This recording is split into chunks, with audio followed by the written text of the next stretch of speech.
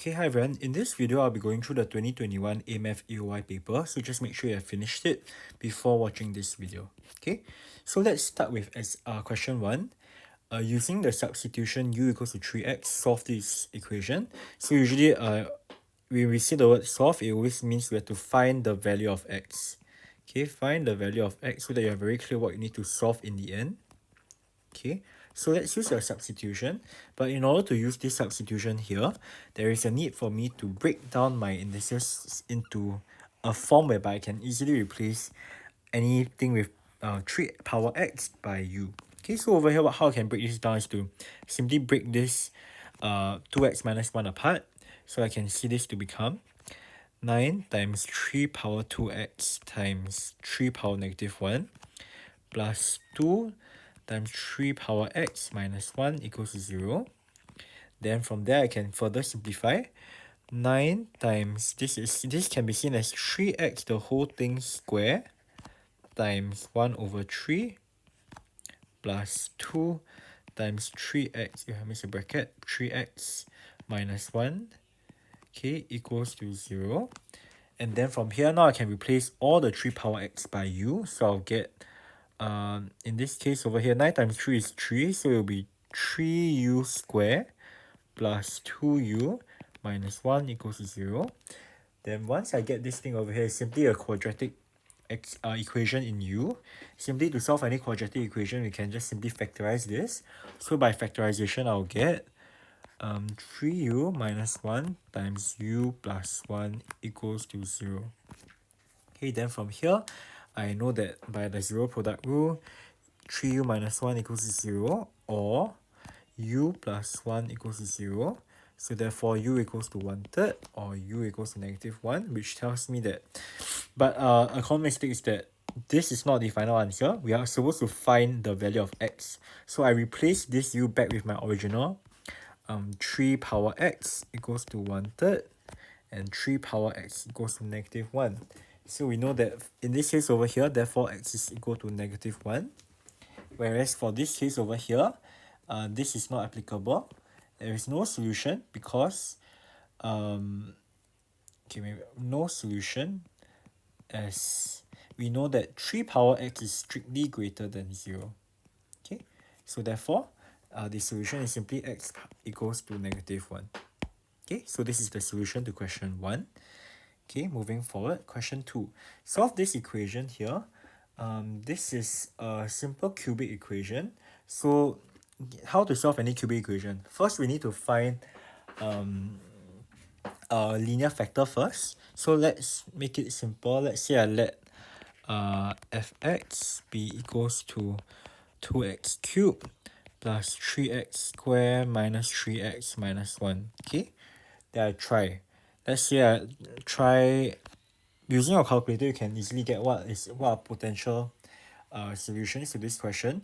Please note, for this kind of question, if you use our calculator to key in and solve this equation, it is not accepted.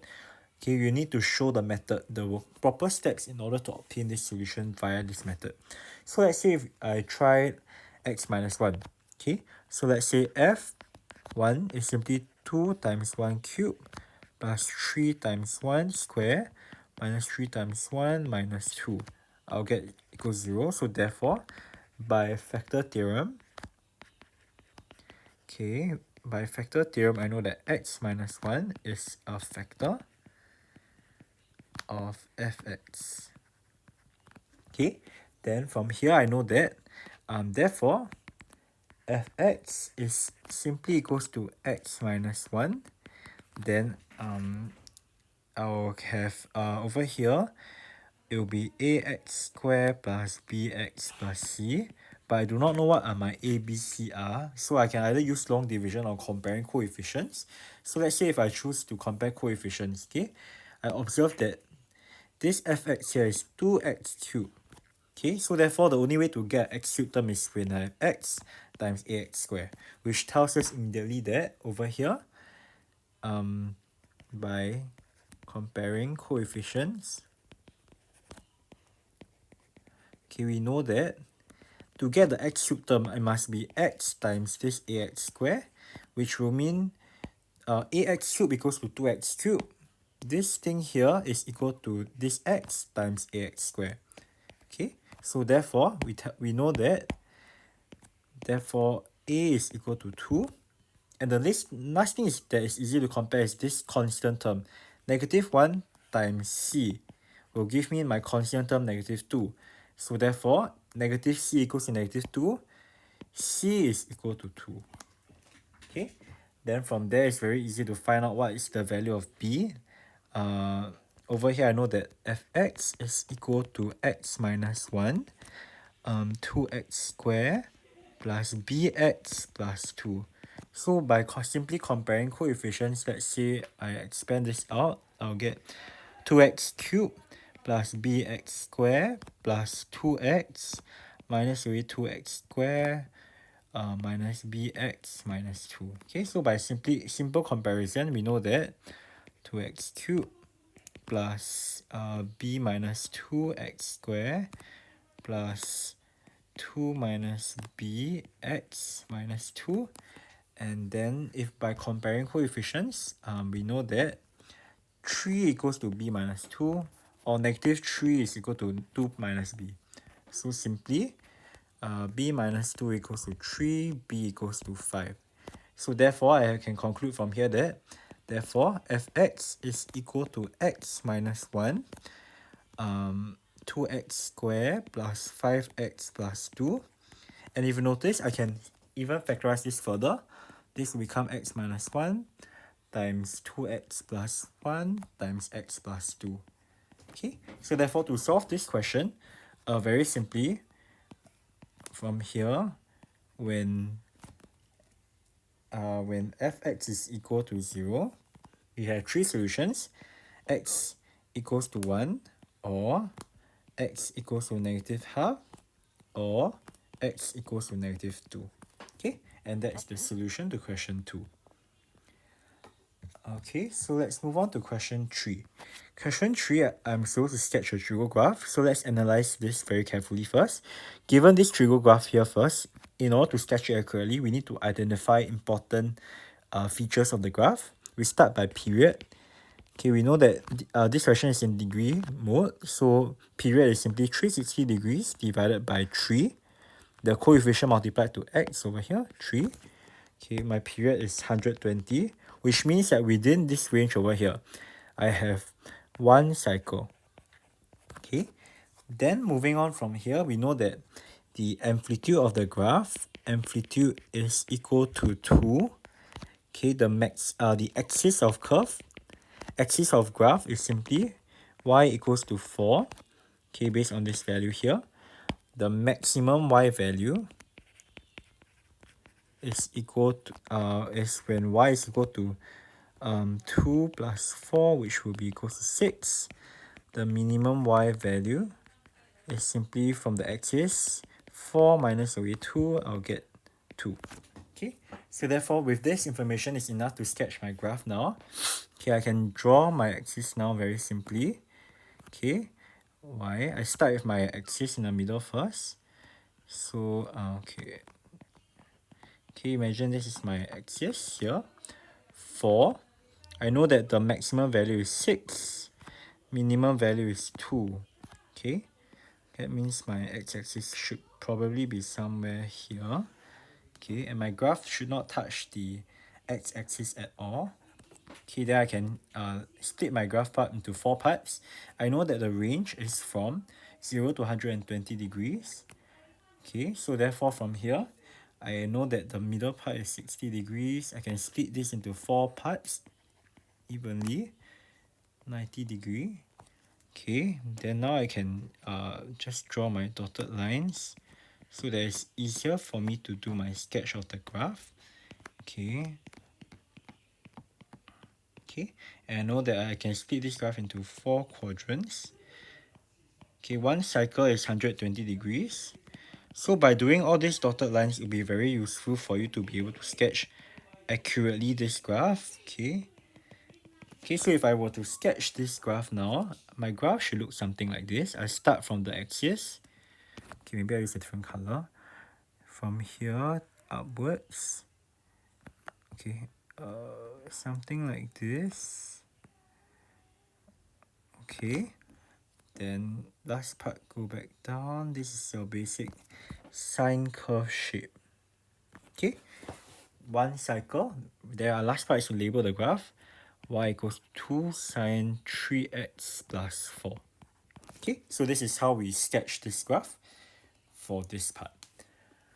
Okay, moving on. By sketching a suitable graph on the same axis in part 1, state the number of solutions to this equation. See, if I look at this equation, right, it's saying that I have this equation graph over here. Okay, I want to find the solution when this sine graph is equal to this tangent graph. The value of x is equal, which means I'm finding a number of intersection. So therefore, what I need to do is to sketch the graph of y equals to tangent 3 over 2x. Okay, so therefore to sketch tangent graph very simple. We just need to check. First, find the period first. We know that the period of any tangent graph is equal to 180 degree divided by, in this case over here, it is 3 over 2. Okay, which tells me that the period of this graph is simply equals to 120 degree. Okay, so therefore the asymptote is simply will be at, in this case over here, is 90 degree divided by 3 over 2, which will be 60 degrees. Okay, so therefore if I were to go back to this graph and sketch, I know that this 60 degrees line here is the asymptote. Okay, so therefore I can now sketch this graph. Tangent graph, if you remember how to sketch it, one period is 120 degree. So therefore, it means that I'll get one cycle in this case as well. So to draw the tangent graph, I will have to extend my axis. I have to extend it downwards. Okay, my tangent graph should look something like this. Starts from 0, points upwards but doesn't touch this line, the asymptote here. Okay, this is my asymptote. Okay, then from here, going upwards to touch 120 degree. Okay, so this is my tangent graph. Y equals to tangent 3 over 2x. So the number of solutions is simply the number of intersection points. So we can see that there is only one intersection point. So therefore, we can conclude that, therefore, one solution. Okay, and this is the solution to question 3. Okay, so let's move on to question 4. Question 4, prove this identity. Usually we like to start from the more complicated side or the easier side to simplify. So you can see that obviously the right hand side here seems to be easier to simplify than the left hand side. So let's start from the right hand side. RHS equals to 1 plus secant 2 theta over tangent 2 theta. Okay, if you recall, we haven't learned any secant double angle yet. So how about let's convert this to secant is 1 over cosine. 1 plus 1 over cosine 2 theta. Okay, and since I'm converting to cosine, my tangent, I can also convert it in terms of sine and cosine. We know that tangent is equal to sine 2 theta over cosine 2 theta. Okay, then from here I can continue to simplify. What I can do next is to simply multiply. Let's say I want to get rid of the fraction these fractions in the numerator and denominator. I can multiply to my numerator and denominator cosine 2x in order to get rid of these fractions here. Okay, so what I'll do is I'll multiply, let's say, cosine 2 theta over cosine 2 theta.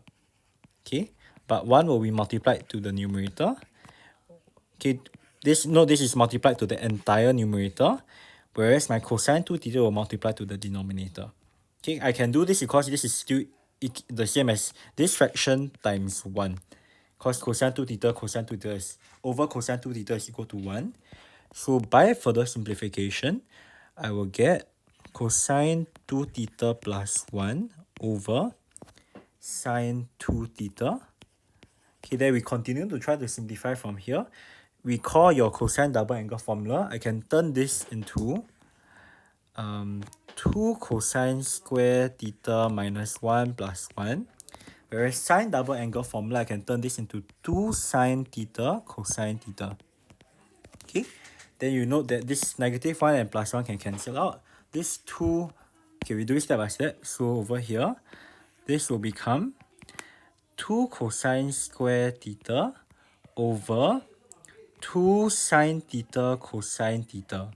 Okay, then from here by observation, we know that 2 can cancel out.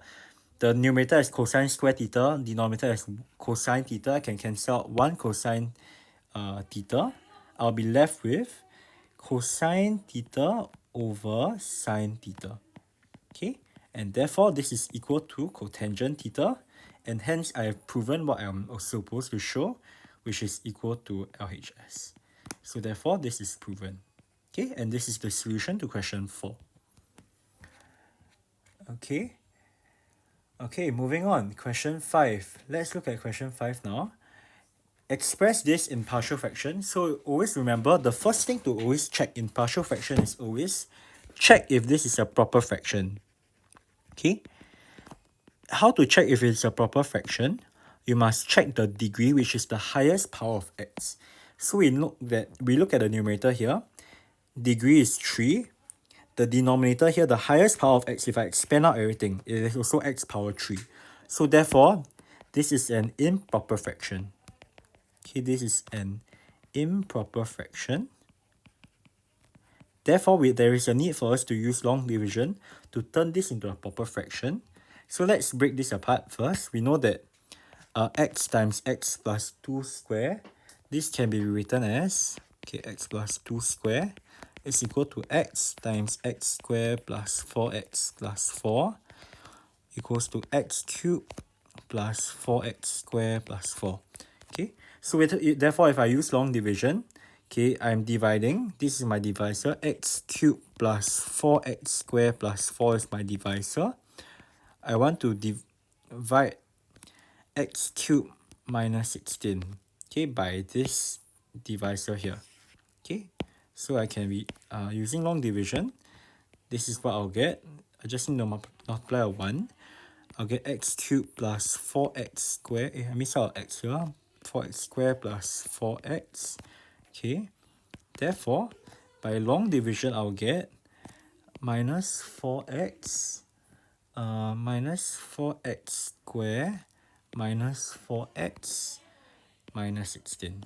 Okay, this 16 will bring down. So therefore, I can rewrite this x cubed minus 16 over x times x plus 2 squared can be written as this here, the quotient, 1 plus remainder over divisor. Remainder over divisor. So this will be negative 4x squared minus 4x minus 16 over x times x plus 2 squared. Okay, and then now I've expressed it in this form. Let's check again.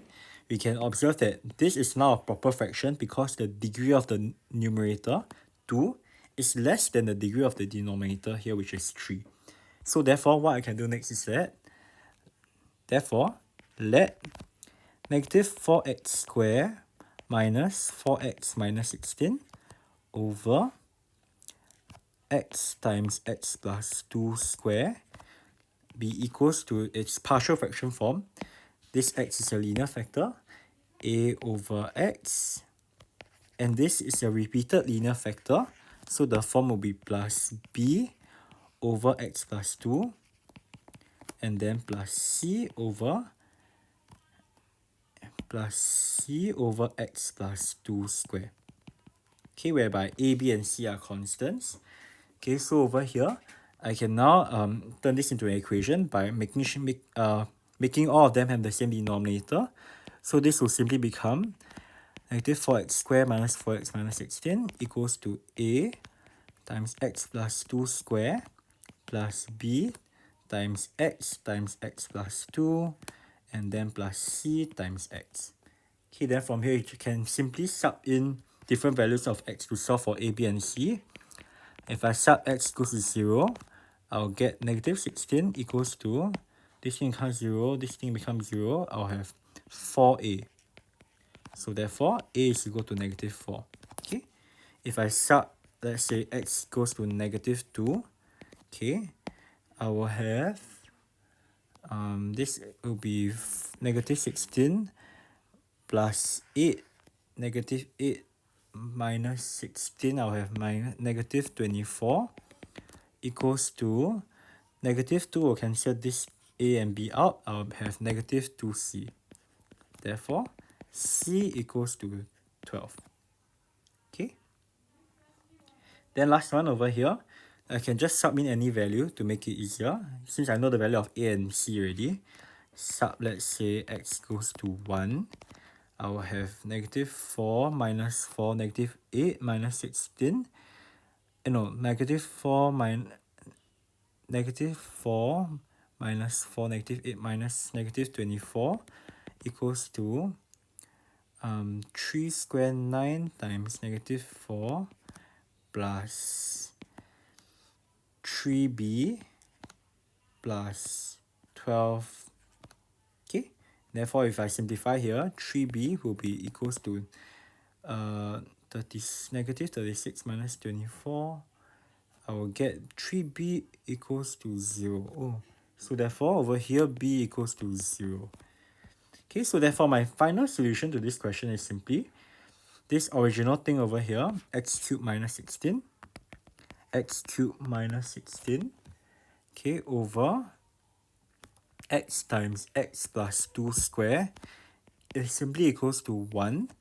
Then after that, I replace this fraction by in this form over here. My a is minus 4 over x. B is 0, so I can ignore that fraction. Then plus 12 over x plus 2, the whole thing square. Okay, and with that, this is the solution to question 5. Okay, moving on. Question 6.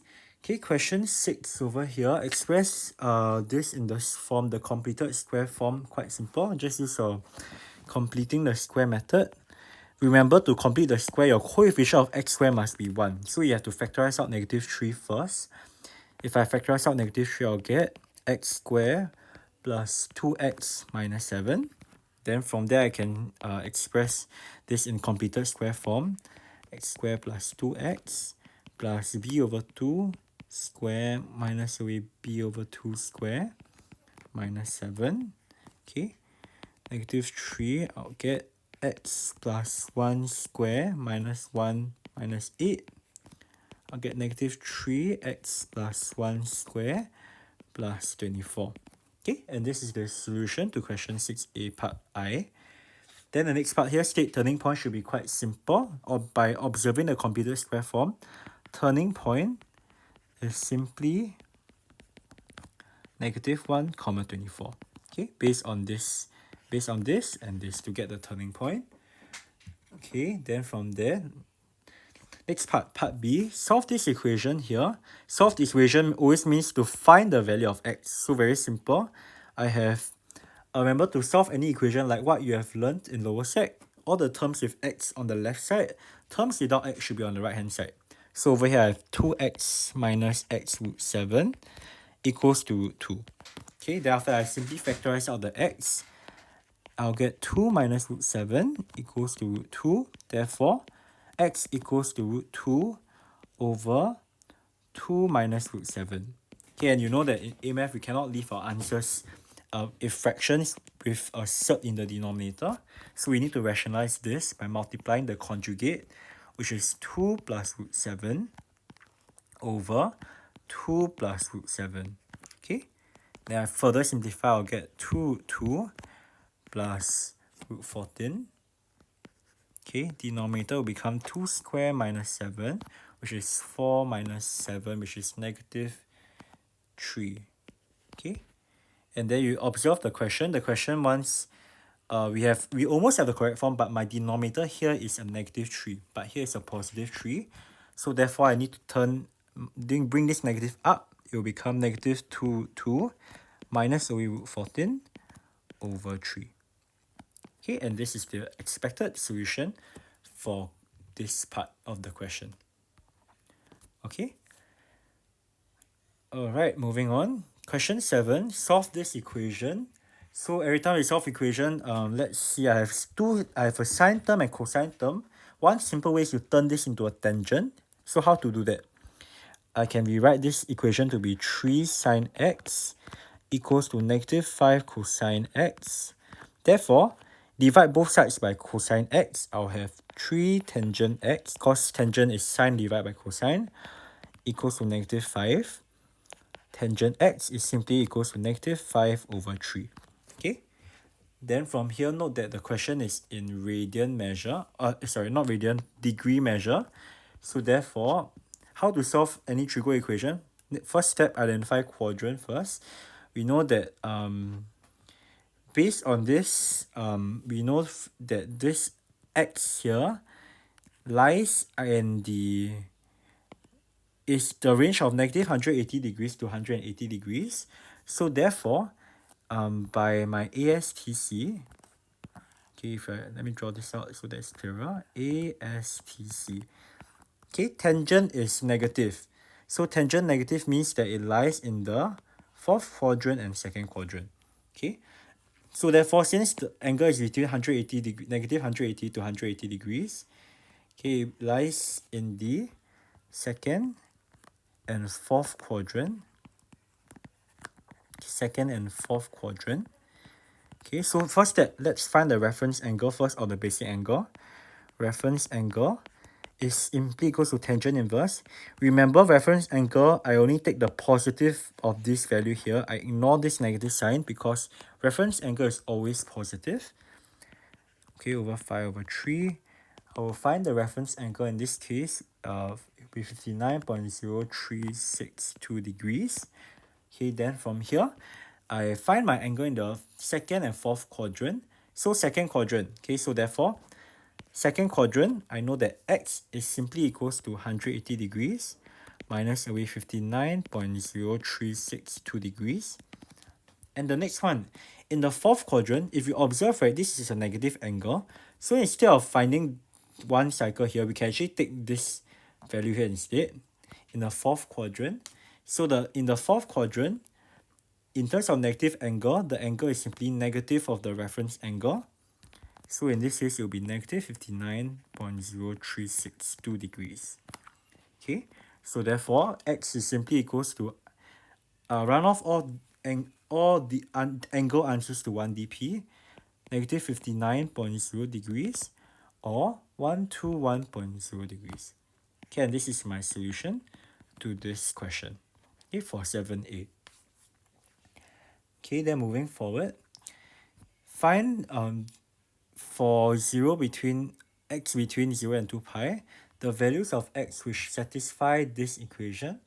So over here is a different equation.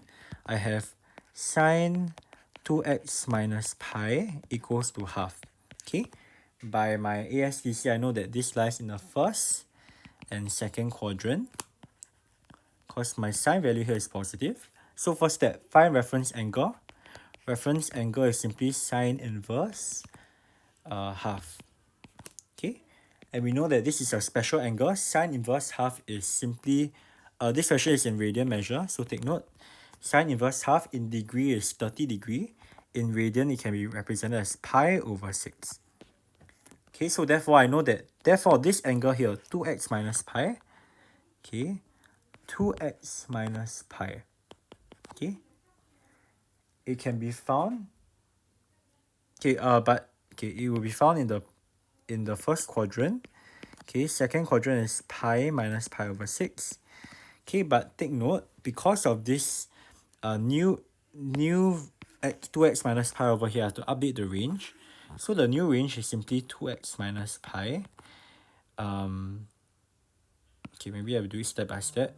2x is between 0 and 4 pi. Therefore, 2x minus pi is between negative pi and 3 pi.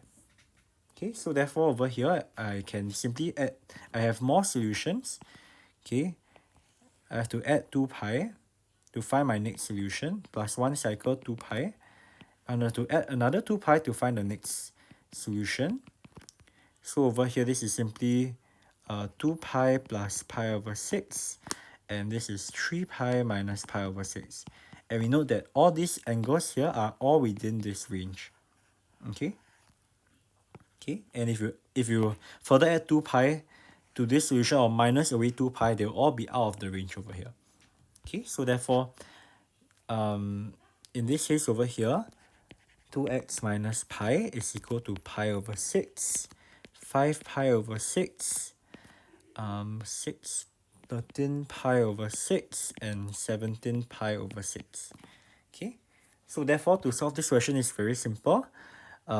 We find 2x first by adding pi to all of the solutions. I will get 7 pi over 6, 11 pi over 6, 19 pi over 6, and 23 pi over 6. And then after I divide by 2, x is simply equals to 7 pi over 3, 11 pi over, not 3, sorry, should be 12, 11 pi over 12, 19 pi over 12, and 23 pi over 12.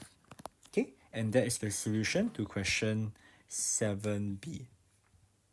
Okay.